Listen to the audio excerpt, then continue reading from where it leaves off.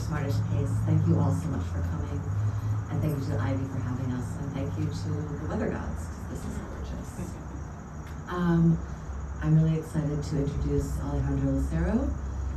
Alejandro Lucero's chapbook, Sapello Son, which is for sale at the table over there, was named the editor's selection for the 2022 Frost Place competition.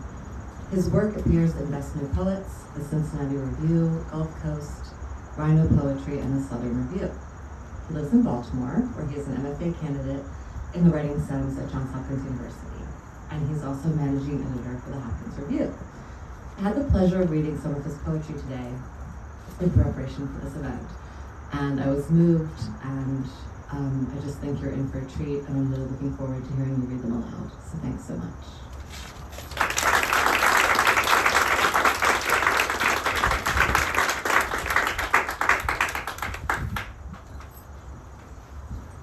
Hello.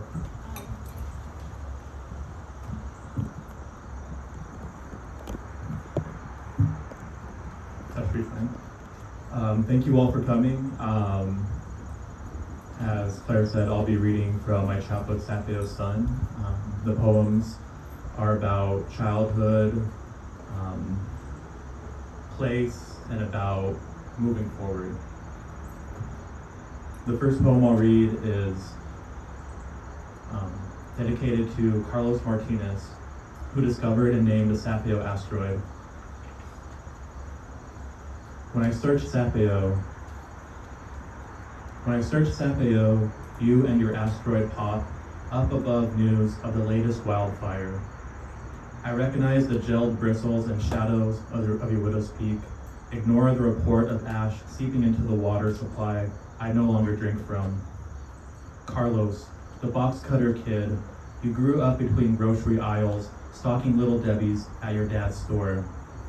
Why did you name that shrinking stone, stripped by atmosphere, after our hometown? Why not your mother? Hell, why not the red beads of the pigweed's wind-stripped vine? Those flowers our ancestors picked off their stalks. Private gardens between the boot and hem.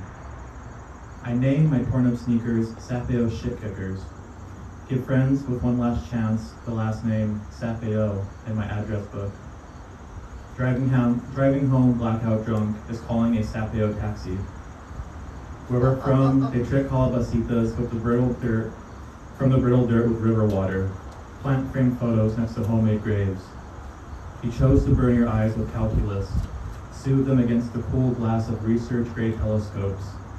Professor Martinez, teach me about the joys of being a child in Sapello, obsessed with night.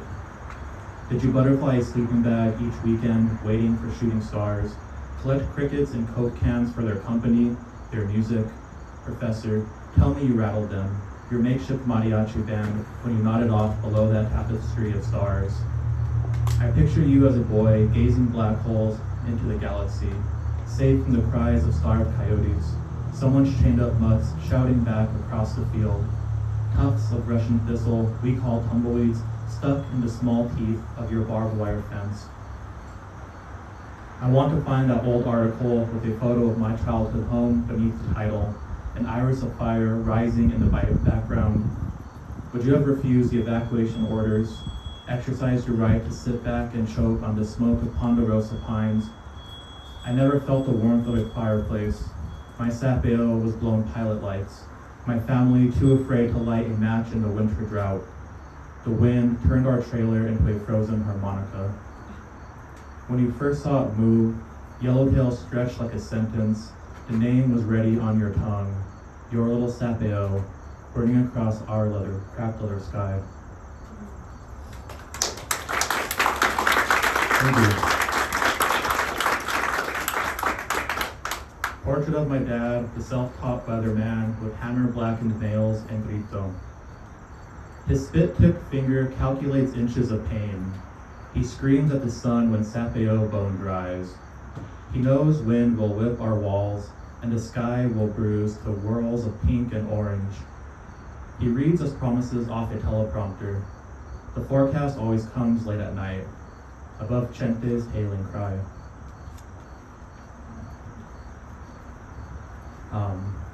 The reason one of the reasons I'm physically here right now, as you all know from my bio that Clare read, is that I am I'm in the writing seminars at Johns Hopkins.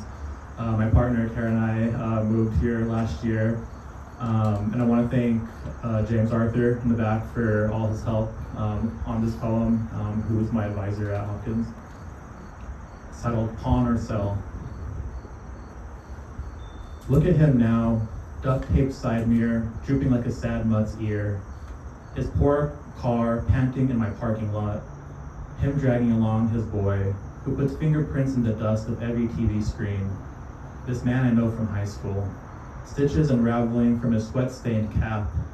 He probably hasn't taken a razor to his face since graduation, but his features still shine like my display cases. I hear he lives in some mobile home, sunk like a tombstone in the middle of a field. The first time he came in, he was alone.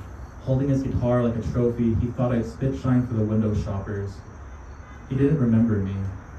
Pawn or sell, I asked, and when he didn't know the difference, I explained the agreement, the loan, how I could sell these items at a new price when they became mine after 21 days. When he came back too late for his small DVD collection, I again explained collateral, every time he returned early for his guitar. Months later, he passed the holding date for his wife's ring. The hazel-eyed pot smoker who skipped every math class still can't be counted on. Still has his perfect nose we all admitted we pay to smash. He always remembered a teacher's birthdays and sang still songs in class. And if in home ec he nailed a note to his sweetness old Miss Tapia had never heard, he'd get out of rolling cold pie dough. He stumbled down the stairs in 10th grade on the way to gym class. I was there, waiting for it. Finally, the moment he'd never lived down. I watched the way he slid, landed at the bottom without a bang or bruise to everyone's applause, his body folded into a bow. And here he slides again into my shop, loose strings rattling the acoustics case. Today must be a week before his payday. In a way, it's the one he had back in the day. I studied the scratches around the fretboard. I bet it's the only guitar he has. No way his ringless wife would let him hold on to more than one. No way that happened to me if I had a woman. If I had time for women, I might have ended up with my own boy, leaving his DNA in pawn shop dust. I always wanted to lie under the bleachers with this stoner and his friends, sucking down six-packs and bowls of brickweed at lunch, hippie grenades popping at our lashes. Voted most likely to be a movie star, least likely to sign his name in a yearbook. Every month he brings in that out-of-tune acoustic. Before I can ask, he says pawn.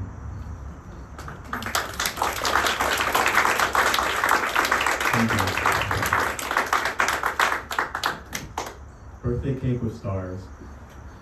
Birthday cake with stars instead of candles. Mom never likes the melting wax on her countertops. She has the blues and lets them bleed into her vanilla cracked canvas. Hannah and I twist our tongues around the egg beaters when Mom is done baking. Her sugar milk circles our mouths. Every year, after a homemade red velvet, we lie on the lattice panel porch and watch the stars fall from the sky, each one a tumbling, unspoken wish. For Mom to be okay, for Mom to bake forever, that Hannah sees you falling too. Miles away from the rest of the world in Sapello, the cheatgrass growing wild around us, we watch the Little Dipper shovel the shards of other stars behind itself, like a boy cleaning a sidewalk alone, until our sleeping bags turn cold around our toes and the bag of chips between us goes stale. Right now, I have more wishes in me than the copper-spiked water in a well. My head filled with pennies, her face clear in the water.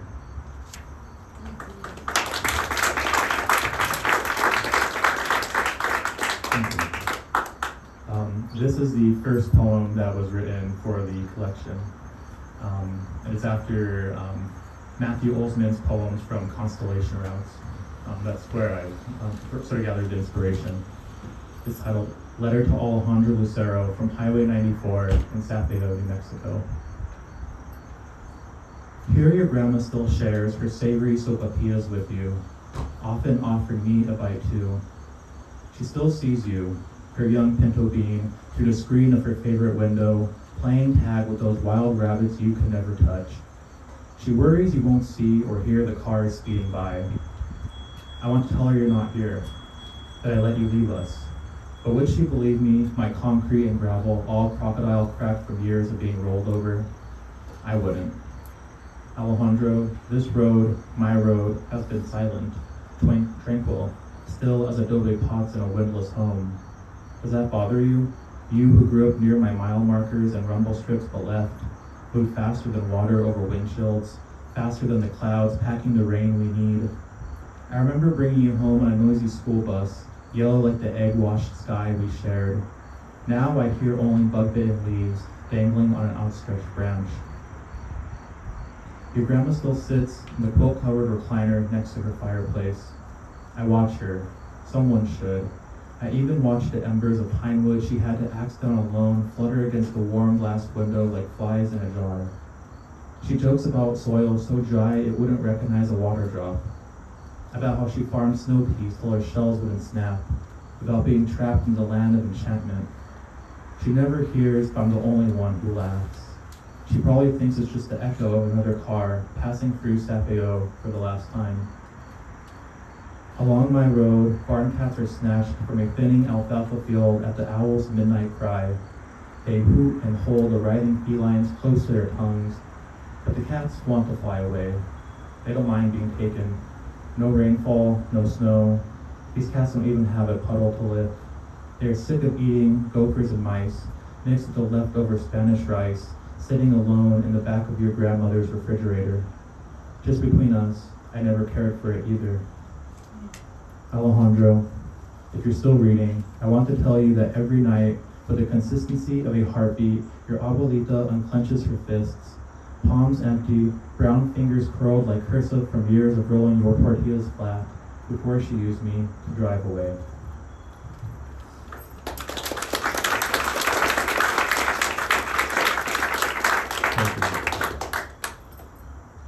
This poem is also inspired by another Matt Rasmussen's poem, Reverse Suicide, which is in the book Black Aperture. It's titled Reverse Pregnancy. A doctor zippers mom's belly together with a scalpel, takes back the scar. Dad lets go of her hand and runs out of the delivery room to erase his name from the ER clipboard. He drops mom off at home before returning to his graveyard shift. I curl into smaller versions of myself, my fingers smooth. Mom's ankles deflate so much all her friends stop asking about them. A new crib gets dismantled with decreasing frustration. A carload of diapers is restocked on the shelves at Tito's Quick Stop. Mom inhales the words, "I'm keeping it," rubs her last cigarette against the wall until it cherries. The bottom of Dad's fist lifts the fracture from a dinner plate. Lines fade on a test strip. They undress, fall back into bed. The cells of their love pull apart.